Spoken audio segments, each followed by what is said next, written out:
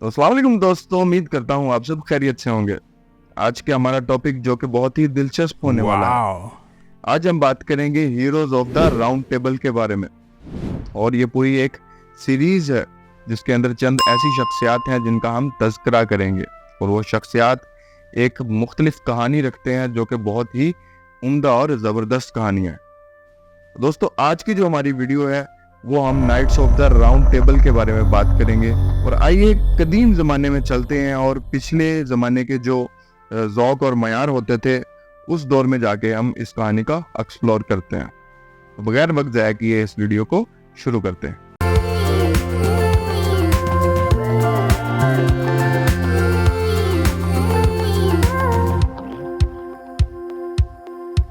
तो दोस्तों, हमारी कहानी शुरू होती है एक अजीम बादशाह आर्थर से, जो कि एक बहुत लेजेंडरी हुक्मरान था। और कुरून वस्ती की रवायात के मुताबिक बादशाह आर्थर कोई आम बादशाह नहीं बल्कि बहुत ही अजीमुशान बादशाह था। लेकिन यही चीज़ इसको मुमताज़ नहीं करती थी, बल्कि इसको मुमताज़ करने की वजह कोई और थी। वो यही थी कि इसका बनाया हुआ ग्रोह जो कि बहुत ही अजीम था, जिसे हम knights of the round table के नाम से जानते हैं। तो दोस्तों, आर्थर के तख्त तक का सफर बहुत जो कि मौजज़ाना लम्हात से भरपूर था। और जब उन्होंने पत्थर से तलवार निकाली, एक्सकैलिपर उनकी तलवार का नाम था, और यही चीज उनके हक के हुक्मरानी को साबित करता था। दोस्तों, आर्थर जानता था एक आदिल और ताकतवर सल्तनत बनाने के लिए उसे बेहतरीन बहादुर नाइट्स की जरूरत पड़ेगी। और यहीं से राउंड टेबल यानी कि गोल मेज का आगाज हुआ और यहीं पर उसने इसकी इब्तिदा की। दोस्तों, क्या आप जानते हैं कि आज के दौर में जितनी भी गोल मेज कॉन्फ्रेंसेस होती हैं, वो सबसे पहली गोल मेज कॉन्फ्रेंस जो है वो बादशाह आर्थर ने करवाई थी।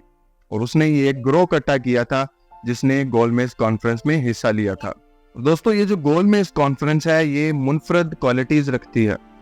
वो सारी चीजें हम जो है वो इसी में डिस्कस करने लगे हैं। दोस्तों, बादशाह आर्थर ने जो गोल मेज बनाई थी, उस गोल मेज की भी एक मुनफरद क्वालिटी यही थी कि उसको कोई भी लीड नहीं करता था, उस गोल मेज का कोई भी सरबराह नहीं होता था, जो इस बात की अलामत थी कि इसमें जितने भी लोग शामिल होते थे उन सब के हकूक बराबर होते थे, मसावी हकूक होते थे। और ये उस दौर का एक इनकलाबी ख्याल था। बादशाह और सल्तनत की खिदमत में सभी नाइट्स का हक जो है वो बराबर होता था और उनकी हैसियत भी बराबर होती थी। तो दोस्तों, गोल मेज कॉन्फ्रेंस जो कि आज के दौर में भी मुनक्कद होती हैं बहुत सी जगहों पर, बहुत से ममालिक में। अब इन कॉन्फ्रेंसेस का आगाज जो है वो बादशाह आर्थर से ही हुआ। उसी ने इस गोल मेज कॉन्फ्रेंस की बुनियाद रखी और एक ग्रोह इकट्ठा किया जिसका नाम उसने knights of the round table रखा। तो दोस्तों, अब हम बात करेंगे राउंड टेबल के नाइट्स के बारे में। उन नाइट्स टेबल के कौन कौन सी खसूसियात होती थी और उसमें कौन कौन से लोग शामिल थे।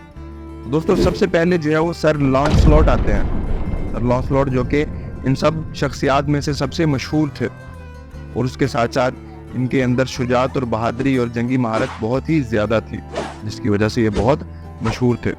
ताम इनका जो इश्क था वो बादशाह की बीवी के साथ हो गया, यानी कि आर्थर की बीवी के साथ इनका इश्क मटक्का हो गया।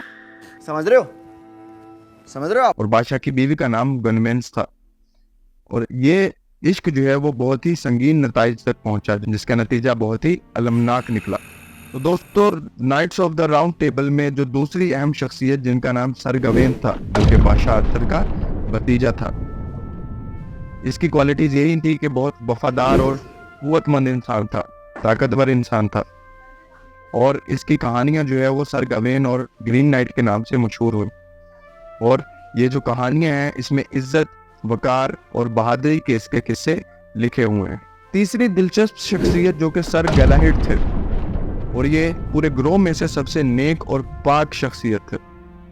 ये नाइट इसी वजह से मशहूर थे कि इनके अंदर ज्यादातर ऐब मौजूद नहीं थे।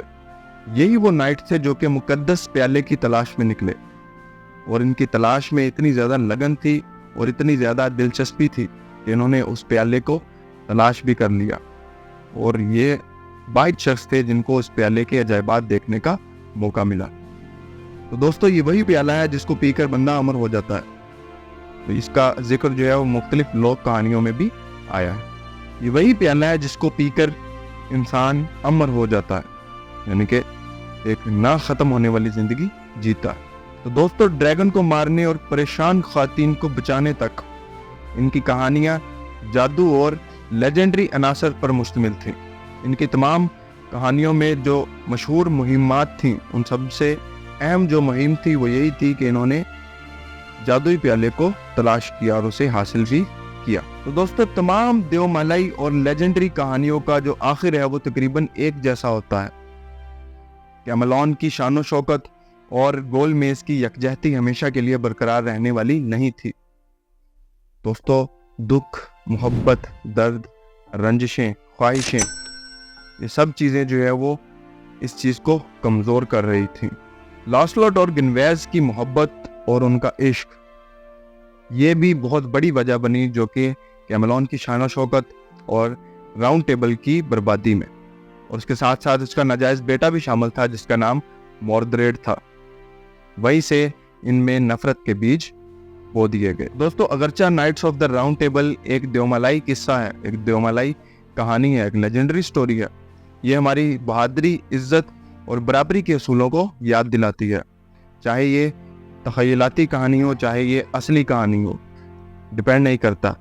ये सारी चीज़ें आज भी हमारे तख़य्युलात और हमारी सकाफत में जिंदा है।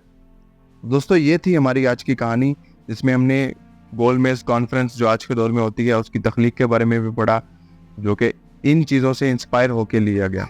वो आइडिया इन कहानियों से इंस्पायर होके लिया गया, और ये कहानियाँ जो कि अपने आप में ही बहुत ज़्यादा दिलचस्प हैं।